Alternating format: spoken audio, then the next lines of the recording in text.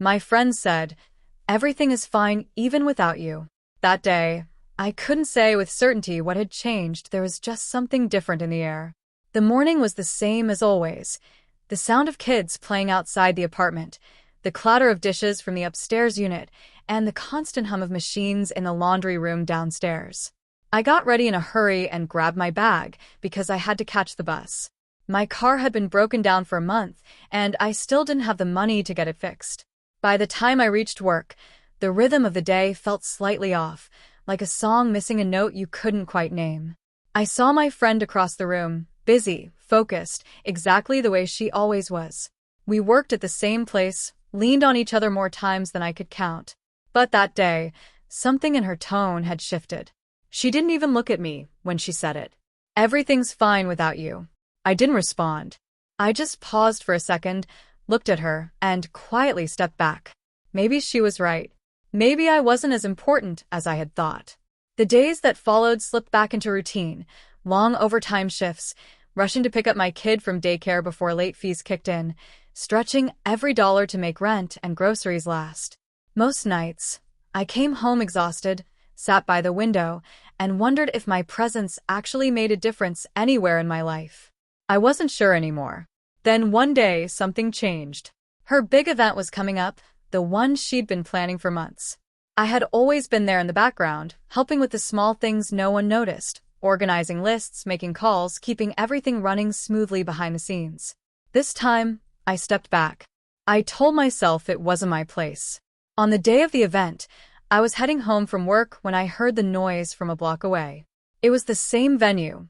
People rushing in and out, voices raised, tension thick in the air. Someone was looking for supplies, someone else was arguing, and nothing seemed to be going right. Everything was falling apart. I stopped at the entrance.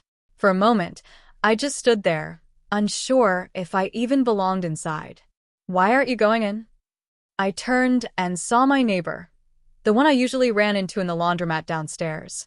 We had never had long conversations, just exchanged small nods and polite smiles. I shrugged lightly.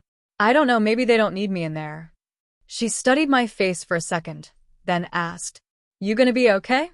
I hesitated, then said quietly, "I have to be." She nodded, steady and certain. Yeah, you do." Her words were simple, but they carried weight. It felt like, for the first time in a long while, someone saw me as capable, not invisible, not replaceable, but strong. I looked back toward the chaos inside. And in that moment something clicked. The problem wasn't that I wasn't needed. The problem was that I had started believing I wasn't. I took a deep breath and walked in. At first, no one noticed me. Everyone was too caught up in their own panic. But I knew what needed to be done. I didn't hesitate this time. I started doing what I had always done. Quietly stepping into the gaps, organizing what was scattered, giving direction where it was needed, solving problems before they grew bigger. I wasn't uncertain anymore. I knew exactly what I had to do. Slowly, the noise began to settle. The panic faded. Things started falling into place again. People stopped running and started working together. Order replaced chaos, one small step at a time. And then she came up to me. Her face showed both exhaustion and disbelief. "Did you do all this?" I shrugged. "Just what I've always done." She went quiet for a moment, like she was replaying everything in her head. Then she said softly, "I thought you weren't that important." This time, I didn't shrink back. I didn't go silent.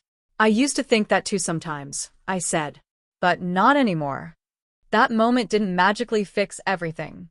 Life didn't suddenly become easier. I still had overtime shifts. I still depended on the bus. My car was still broken. Bills still came in faster than I could keep up. But something inside me had changed. I had changed. I started making decisions for myself, not based on what others expected, but on what I knew I deserved. I recognized my value, even when no one else pointed it out. I set boundaries where I used to stay silent. And most importantly, I stopped underestimating myself. The neighbor who stood by me that day became someone I shared quiet moments with, cups of tea in the evening, small conversations after long days. We didn't talk about big things often, but sometimes she'd look at me and say, "You held yourself together." And I'd smile. Because she was right. I didn't win everything. I still live in the same apartment. I still take the same bus routes. I still face the same struggles that don't disappear overnight. But I won something that matters more than all of that. I won myself back. And maybe that's the biggest victory there is.